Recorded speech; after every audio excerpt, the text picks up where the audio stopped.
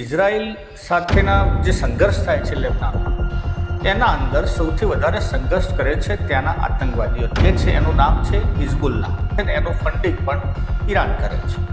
ત્યાં હોર્મોઝ નામની ખાડી આવેલી છે. એ ખાડીથી ભારતનું ટોટલી 50% તેલ ત્યાંથી આવે છે.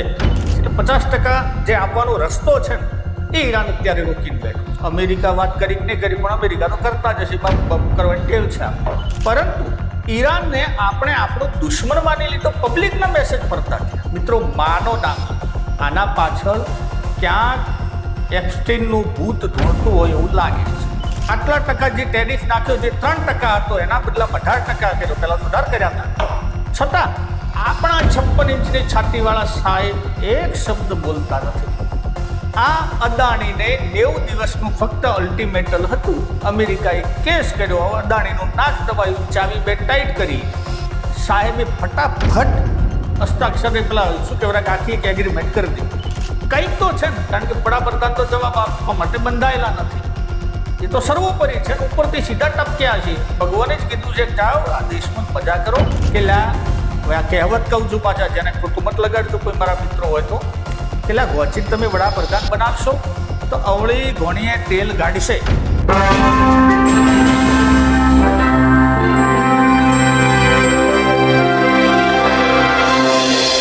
ઈરાન, ઇઝરાયલ અને અમેરિકાનું યુદ્ધ દિવસે દિવસે ભયંકર પરિસ્થિતિમાં નિર્માણ પામી રહ્યું છે. આજે યુદ્ધનો ચોથો દિવસ છે. ઘણી બધી જગ્યાએથી તબાહીના સમાચાર આવ્યા છે.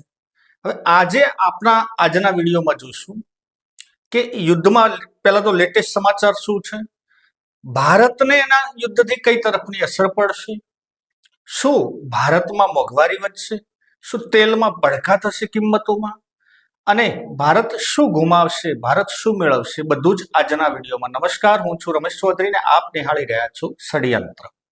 મિત્રો, પહેલા યુદ્ધની વાત કરી દઈએ. યુદ્ધમાં આજે યુદ્ધનો ચોથો દિવસ છે. યુદ્ધ આજે ભયંકર પરિસ્થિતિથી ચાલે છે. હજુ સુધી જે અમેરિકાએ અને ઇઝરાયેલે આના ઉપર એટેક કર્યા છે, એ એટેકમાં ઈરાન ઉપર લગભગ 750થી વધુ મોત થઈ છે ઇઝરાયેલના નાગરિકોની, અને એના અંદર 176 તો બાળકો છે.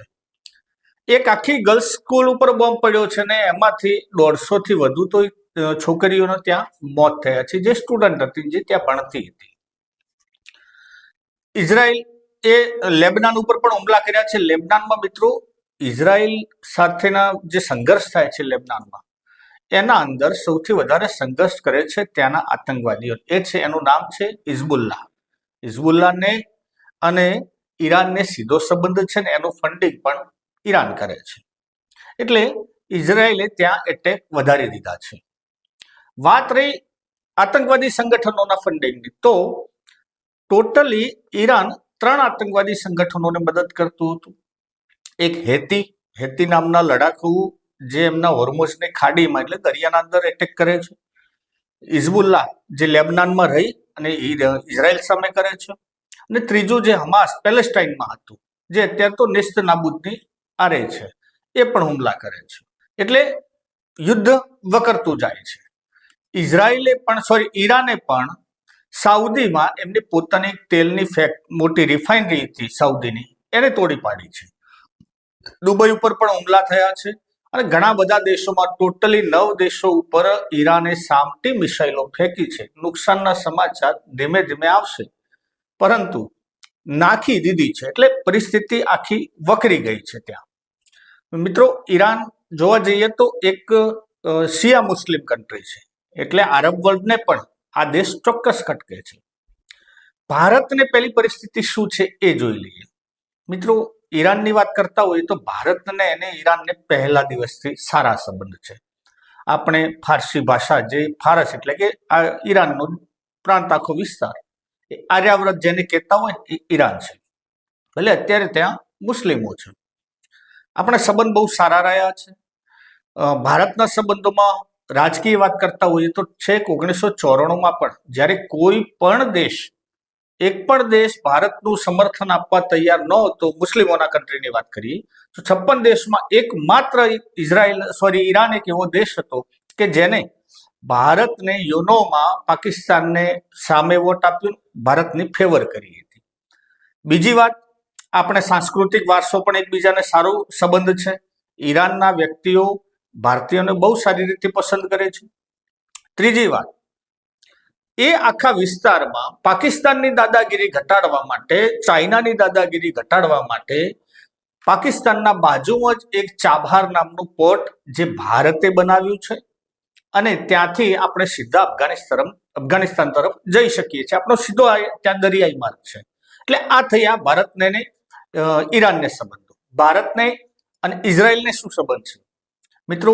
આજ સુધી તો કોઈ ભારતના વડાપ્રધાન ભલે ત્યાં ના ગયા હોય, પરંતુ ભારત પણ ઇઝરાયલ સાથે રક્ષા મંત્રાલયમાં, મતલબ રક્ષા ટેકનોલોજીમાં ખૂબ સારું ભાગીદાર છે. કૃષિ અને બીજા પણ ટેકનોલોજી ટ્રાન્સફરમાં ઇઝરાયલ આપણી મદદ કરતું આવ્યું છે. એટલે ભારતને સરવાળે બંને બાજુ ત્યાં પગ રાખે છે, બંને બાજુ એમને એનો સંબંધ સચવાય છે. અને ભારતનું તો નહીં, પણ આખી દુનિયાનું એક સૂત્ર હોય કે જ્યાં પોતાના દેશનું હિત જળવાતું હોય ત્યાં જ સંબંધ રખાય. વાત બીજી પણ કરતા જઈએ મિત્રો, ભારતના સંબંધ, મતલબ આ યુદ્ધથી ભારતમાં શું થશે, શું સંભાવનાઓ સેવાઈ રહી છે? મિત્રો, ભારતને આમ સીધી રીતે કોઈ યુદ્ધ ઉપર કોઈ ડખો નથી, પરંતુ દુનિયામાં ક્યાંય પણ ઝઘડો થાય અથવા ત્યાં લડાઈ યુદ્ધ ચાલતું હોય એટલે ક્યાંક ને ક્યાંક તો દરેક દેશોને અસર થશે. અને અસર થવાનું કારણ છે crude oil. Crude oil Bharat શું ઈરાન જોડેથી લે છે કે ના? ભારત અત્યારે ઈરાન જોડેથી લેતું નથી, પરંતુ જ્યારે 2008ની પણ કટોકટી હતી, આપણા એ ત્યાં રિઝર્વ ખૂટ્યું હતું, તો ઈરાને રૂપિયાના બદલામાં પણ તેલ આપ્યું હતું, એટલે રૂપિયાથી ખરીદી કરી હતી. એટલે ઈરાન એ બાબતમાં ભારતનું સમર્થન રહ્યું છે. આપણે હમણાં સુધી લેતા હતા, પણ અત્યારે હવે અમેરિકાના દબાવ આગળ આપણા વડાપ્રધાન નાચકૂદ કરે છે, આપણને બધાને ખબર છે. એટલે અત્યારે આપણે નથી લેતા. તો ન લેતા હોય તો આપણે તેલને શું લેવા દેવા? મિત્રો, ઈરાન જે દરિયો છે ઈરાનનો, ત્યાં હોર્મોઝ નામની ખાડી આવેલી છે. એ ખાડીથી ભારતનું ટોટલી 50% તેલ ત્યાંથી આવે છે. અને 50% તેલ આવે જે સુએઝ કેનાલ, જે રશિયાના બાજુથી જો આપણે તેલ લાવતા હોય, લેટિન અમેરિકાનું જે તેલ લાવીએ છીએ ત્યાંથી સુએઝ કેનાલ દ્વારા આવે. અને દક્ષિણ આફ્રિકાની જે ખાડી છે કેપ ઓફ ગુડ હોપ, એ ખાડીમાંથી પણ આપણે તેલ લાવીએ છીએ. એટલે 50% જે આવવાનો રસ્તો છે ને એ ઈરાન અત્યારે રોકીને બેઠું છે. દુનિયાના ટોટલી 20% તેલની આયાત એ રસ્તા દ્વારા થાય છે. આખી દુનિયાની વાત કરું છું. અને અત્યારે ઈરાનના જે હુતી સંગઠનો છે, ઈરાનના સમર્થિત, એ સંપૂર્ણ ત્યાં હુમલો કરે છે. 1-2 ટેન્કરે પણ ડૂબાડવાના સમાચાર આવ્યા છે. એટલે ભારતમાં નહીં પણ ચોક્કસ દુનિયામાંની અસર તો પડવાની છે. ભલે તમે તેલ ત્યાંથી નથી લેતા, પણ રસ્તો તો તમારો ત્યાં જ છે. વાત રહી બીજી, ભારતે એક નવો રસ્તો અપનાવ્યો છે. આપણા વડાપ્રધાન નરેન્દ્ર મોદી, જોકે ભારતને સંબંધ ઇઝરાયલથી સારો છે અને ઈરાનથી પણ સારો છે, પરંતુ ભારતે યુએઈના ત્યાં એમના હેડ સાથે વાત કરી, દુબઈમાં વાત કરી, અમેરિકા વાત કરી કે નહીં કરી, પણ અમેરિકા તો કરતા જ હશે, બાપુ કરવાની ટેવ છે આપણે. અમેરિકા પણ ઇઝરાયલ સાથે પણ વાત કરી, પરંતુ ઈરાન સાથે હજુ સુધી ભારતના વડાપ્રધાન નરેન્દ્ર મોદીએ એક શબ્દ ઉચ્ચાર્યો નથી અને નથી એમના કોઈ વડાપ્રધાન કે એમના સમકક્ષ કોઈ પણ અધિકારી જોડે એમને વાત કરી. એટલે મૂળ આપણે એવું માની શકીએ કે હવે આપણે રસ્તો ક્યાંક ભૂલતા હોય એવું લાગે છે. ઈરાને જેટલી ભારતની મદદ કરી છે ને એટલી શાયદ કોઈએ કરી હશે. ઘણો સપોર્ટર આપણો દેશ, તો એવું એકાએક કેમ થયું? આપણે શું ઇઝરાયલ વાલું લાગવા માંડ્યું? આપણે તો પહેલા પણ ઇઝરાયલથી સારા સંબંધ હતા અને ઈરાનથી સારા સંબંધ હતા. અરે ઇવન ઈરાક ને ઈરાન 2 દેશો જોડે જોડે હતા, બંને એકબીજાના દુશ્મન હતા, એક શિયા મુસ્લિમ, એક સુન્ની મુસ્લિમ, છતાં પણ આપણે બંને જોડે સંબંધ રહ્યા છે. આપણે અમેરિકા સાથે પણ સંબંધ રહ્યા છે ને આપણે રશિયા સાથે પણ સંબંધ રહ્યા છે. આપણે એવું ક્યારેય બન્યું નથી કે એક તરફી જતા રહીએ. તો હવે એવું અચાનક શું થાય છે કે આપણે રાજનીતિમાં જે જીઓપોલિટિક્સમાં જે નેતાઓ ચર્ચા કરતા હોય તો ઠીક, પરંતુ ઈરાનને આપણે આપણો દુશ્મન માની લીધો. પબ્લિકના મેસેજ ફરતા થયા.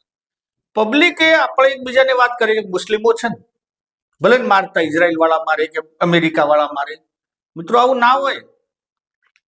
એવું શું થાય છે કે તમારા મનમાં આ પ્રશ્ન નાખી દીધો છે કે ભાઈ એ મુસ્લિમો છે એટલે આપણે વિરોધ જ કરવો, અફઘાનિસ્તાન વાળા સૌથી સારા આપણા સંબંધ છે યાર. ઈરાન જોડે તો હતા, તુર્કી જોડે પણ તુર્કીની ગવર્મેન્ટને સંબંધ આપણે થોડોક અણબનાવ છે. બાકી સારી જગ્યાએ સારા સંબંધ છે. યુએઈ હમણાં આપણને વાલું લાગવા માંડ્યું, અમેરિકાનું પ્રેશર આવ્યું ત્યારે નથી. યુએઈ તમને નહોતું ગણગારતું. દુબઈમાં તો એક નાનો સકડો દેશ છે અને હબ છે આર્થિક દ્રષ્ટિએ, એટલા માટે આપણે બધા જઈએ છીએ. બાકી કયા દેશ તમને માન્યતા તો આપતા હતા, પણ કયા દેશ તમારાથી સુમેળ ભર્યા સંબંધ હતા? મુસ્લિમ દેશોના જે 56 દેશો છે એનાથી આપણે એટલું બધું સારું નથી રહ્યું. ઠીકઠાક સંબંધો બધા હાથે હતા, પણ ઈરાન સાથે તો સૌથી વધારે સારા સંબંધ હતા. પરંતુ એવું શું આવે છે કે સંબંધ ભારત એકાએક તોડી નાખે છે? મિત્રો, માનો ના માનો, આના પાછળ ક્યાંક એપ્સ્ટીનનું ભૂત ધૂણતું હોય એવું લાગે છે, ક્યાંક અડાણીનું ભૂત ધૂણતું હોય એવું જ લાગે છે. આખી વસ્તુ સ્થિતિ સમજો કે પહેલા ભારતને દબાવવા માટે ઘણા બધા અમેરિકાએ પ્રયત્ન કર્યા. એટલે અમેરિકાને ઇઝરાયલને પહેલાથી નક્કી છે કે ભાઈ આપણે ઈરાનને તોડવાનું છે. ઈરાન જે અણુ બોમ્બ બનાવે છે એટલે કદાચ ત્યાં એમને તોડવાની ગણતરી હશે યુદ્ધના હુમલાની. પહેલાથી આ બધું પ્લાન હોય તો એમને નડે કોણ? પહેલું નડે પાકિસ્તાન, કારણ કે પાકિસ્તાન જ્યાં કટકા નાખે ત્યાં જતું રહે. યુદ્ધના અંદર દરેક દેશોને એકબીજાના સપોર્ટની જરૂર હોય અને એમાં પાકિસ્તાન સૌથી પહેલો સપોર્ટ ત્યાં કરી લે. પાકિસ્તાનને યુદ્ધમાં ક્યાં નાખ્યું? અફઘાનિસ્તાન સાથેના યુદ્ધમાં. બીજો સપોર્ટ ઈરાનને કોણ કરે? ઈરાનને સપોર્ટ કરવા વાળો બીજો સૌથી સારો કોઈ દેશ હોય તો એ છે રશિયા. રશિયા એના પોતાના યુદ્ધમાંથી બહાર નીકળતું નથી, એટલે સ્વાભાવિક છે કે યુદ્ધ ના કરી શકે. છતાં પણ રશિયાએ હમણાં જ એમના વડાપ્રધાને કીધું છે પુતિને કે ભાઈ યુદ્ધ બંધ કરો ને, ઈરાનને અધિકાર છે એનો, ઈરાનને એની રક્ષાનો અધિકાર છે એવું કહી દીધું છે. ચીને પણ ગઈકાલે જ કીધું છે. ચીનના રક્ષા મંત્રીએ કીધું છે કે ભાઈ ઈરાનને હક છે ને યુદ્ધ તાત્કાલ બંધ થવું જોઈએ. આપણે કંઈ બોલતા નથી. રશિયા એમની મદદ કરી શકે એમ નથી. ચીન ક્યારેય મદદ કરતું નથી કોઈનો નહીં. હા, અંદર ખાને હથિયારો જોતા હશે તો આપશે, પૈસાને સામગ્રીઓ મોકલાવશે, પણ ખુલીને મદદ માટે ચીનને યુદ્ધ પોસાય એવું નથી અને ચીન યુદ્ધના ડફોળા પડશે નહીં. તો ઈરાનને બીજા સારા સંબંધ કયા દેશ સાથે? ઈરાનને મિત્રો બહુ સારા સંબંધ હોય તો એ ભારત સાથે હતા. ભારતને કાબુ લેવા માટે શું કરવું જોઈએ એમને? ભારતના એવા કોઈ દુશ્મન નથી કે જે ભારત સીધું યુદ્ધમાં હોમાઈ જાય. ચમકલા ઘણા થતા હતા, પરંતુ ભારતના જે આપણા શાસને બહુ સંયમ રાખ્યો, બહુ શાંતિથી આપણે ચમકલાને પૂરા કર્યા. તો ભારત અમેરિકાના જાસામાં ના આવતા સુખ શાંતિ હતું. એવું શું થયું કે અત્યારે આપણે અમેરિકા તરફી જતા રહ્યા? આપણા ઉપર ટેરિફ નાખી દીધો, બોલતા બંધ. એક શબ્દ સાહેબ તેને બોલાતો. આજ કહેતા હતા કે અમે તો પેલા હવન કર્યા છે ને અમે તો હાઉડી મોદી, ટ્રમ્પ ને આ બધું અંદર ગોઠવતા હતા, ત્યાં વાહવાહી કરવાનું ચાલુ કરી દીધું. કેમ? તમારા ઉપર, એટલે કે ભારત ઉપર આજ અમેરિકાએ આટલા ટકા જે ટેરિફ નાખ્યો, જે 3% હતો એના બદલામાં 18% કર્યો. પેલા વધારે કર્યા હતા, છતાં આપણા 56 ઇંચની છાતી વાળા સાહેબ એક શબ્દ બોલતા નથી. કેમ? આ અદાણીને 90 દિવસનું ફક્ત અલ્ટિમેટલ હતું. અમેરિકાએ કેસ કર્યો, અદાણીનું નાક દબાવ્યું, ચાવી બે ટાઈટ કરી. સાહેબે ફટાફટ હસ્તાક્ષરે પેલા શું કહેવાય આખી એક એગ્રીમેન્ટ કરી દીધું અને હવે એમની જ એગ્રી પ્રોડક્ટો માટે પણ ભારત તૈયાર થઈ ગયું છે. શું લાગે છે મિત્રો? આ એક વ્યક્તિને બચાવવા માટે આખા દેશનો વેપાર કર્યો છે કે પછી ક્યાંક એવા કોઈ કાળા કામની ચર્ચા છે જે અત્યારે બહાર નથી આવવા દેવામાં આવતી? કંઈક તો છે ને, કારણ કે વડાપ્રધાન તો જવાબ આપવા માટે બંધાયેલા નથી. એ તો સર્વોપરી છે, ઉપરથી સીધા ટપક્યા છે. ભગવાને જ કીધું છે કે જાઓ આ દેશમાં મજા કરો. વડાપ્રધાન ત્યાંથી ઉપરથી આવ્યા છે, તમને પબ્લિકને તો શુક્ર જવાબ આપી, શુક્ર પ્રેસ કોન્ફરન્સ અમને કરવી પડે. પરંતુ આ દેશનો વેપાર કર્યો છે એક વ્યક્તિને બચાવવા માટે કે પોતાના કાળા કામો જે ક્યાંક હલવાયેલા હશે એને બચાવવા માટે કર્યું છે? આપણે જ્યાં કહેતા હતા કે આપણે કોઈનાથી ડરતા નથી, અત્યારે ઈરાન સાથે વાત કરવાના સંબંધ નથી રહ્યા. ચાબહાર પોર્ટમાં ભારતના પૈસા કરોડો રૂપિયા ત્યાં નંખાણા છે અને પોર્ટ બન્યું છે. એમનું કામ છેલ્લા 2 વર્ષથી બંધ છે. કારણ શું? એ નરેન્દ્ર મોદીના ઘરના પૈસા નતા કે અદાણીના ઘરના પૈસા હતા. સરકારે ખૂબ ફંડિંગ કર્યું છે ત્યાં અને કરવું પણ જોઈએ. એ પોર્ટ બનવાની જરૂર છે, પરંતુ ત્યાં એમનું છેલ્લા 2 વર્ષથી કામ ધીમી ગતિએ બંધ કરી દેવામાં આવ્યું. કારણ શું? ઈરાનને તમારે સંબંધ રાખવા હોય તો રાખો, પણ ભારતને તો આર્થિક રીતે નુકસાન થાય છે. અને કદાચ જો માની લો કે અત્યારે ક્રૂડ ઓઇલના ભાવ ઉછળ્યા તો શું થશે? કોના પાપે આપણે ભોગવીએ છીએ? આપણે શું સ્વાર્થ? ઇઝરાયલ વાળા મરે તો મરે, ઈરાન વાળાએ મરવું હોય તો મરે, આફ્રિકા વાળાને જે થવું હોય થાય. આપણને તો આપણી પ્રજાને 1 રૂપિયો તેલમાં ઘટવાનો નથી. જે દિવસે ક્રૂડ ઓઇલ 100 ઉપર હતું એ દિવસે આપણે $60 લીટર ભરાવતા હતા, અને આજે જે $30-40 છે તોય આપણે $100 ભરાઈએ છીએ. આપણે તો બધું ઉલટું થાય છે. અહીંયા માંગ ઘટે તો પુરવઠો વધે, પુરવઠો ઘટે તો માંગ વધે. આપણી ભાષામાં બધું ઉલટું. અને કદાચ જો હવે આ આખામાં દેશની ઇકોનોમીમાં $1 આગો પાછો થાય ને ક્રૂડ ઓઇલમાં $1, તો અહીંયા ભયંકર પરિસ્થિતિ આવશે. અહીંયા દેશ હજુ વધારે પીસાશે. ગરીબ થતા જાય છે. કરોડપતિ તો કરોડપતિ થાય જ છે. પેલા રાતોરાત આયા જ હતા, હમણાં જ અદાણી આયા છે. હા, જુમ્મે 4 દાડા થોડાક સમય થયા જ છે એમને માર્કેટમાં આયા, અને ફટ દઈને આખા દેશના એક વખતના કરોડપતિ થઈ ગયા હતા, દુનિયાના થઈ ગયા હતા ટોપમાં. શું એવું એક કામ કરતા હશે? આ બધું આ 2-3 વ્યક્તિઓને સાચવવા માટેની આખી પોલિસી રમાય છે. સાવ સાચું કહું મિત્રો, બીજેપી ના આપણે એટલા બધા વિરોધી નતા. મેં તો વોટ ઘણા આપ્યા છે, પરંતુ આ જ્યારે શાસનમાં આવ્યા ત્યારે ખબર પડી કે એમના મન પૈસા મહત્વના છે, કોઈ કલ્ચર એમની મહત્વનું નથી. એમને જેને મરવું હોય તો મરે, જેનો રાજા વેપારી ને એની પ્રજા ભિખારી. આ શબ્દ સાચો પાડ્યો છે. આપણા વડવાઓની કહેવત હતી કે આ કહેવત કહું છું પાછા, જેને ખોટું મત લગાડજો કોઈ મારા મિત્રો હોય તો, કે ગોચીને તમે વડાપ્રધાન બનાવશો તો અવળી ઘોણીએ તેલ ગાડશે.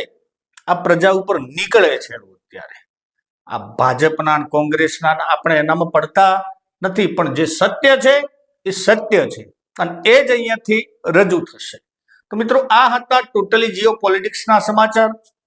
આપને વિડીયો ગમતો હોય તો વિડીયોને લાઈક, શેર અને ચેનલને સબસ્ક્રાઇબ કરવાનું ભૂલતા નહીં. જય હિન્દ, જય ભારત.